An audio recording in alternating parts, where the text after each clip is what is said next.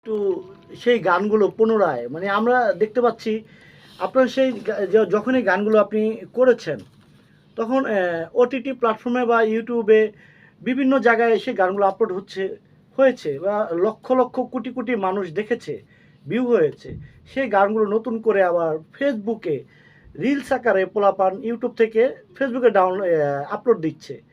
তো সেখানেও million million view হচ্ছে।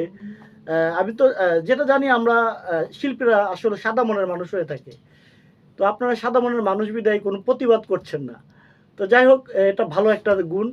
তো সেই গানগুলো আমরা একটু শুনতে চাই আপনার খালি গলায় পুনরায়। রঙ্গিলা গানটা রঙ্গিলা গানটা।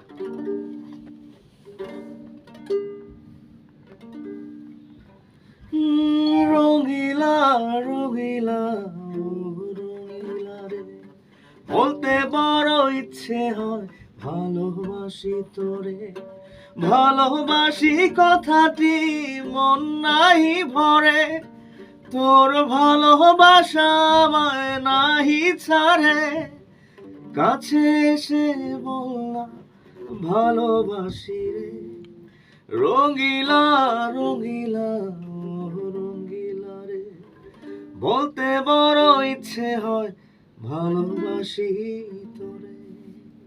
তো ভাই ওই সময় আপনার সবচেয়ে হিট গান কোনটা ছিল? আসলে আমার জনপ্রিয়তার বিষয়টা আমি যখন প্রথম আমার যে গান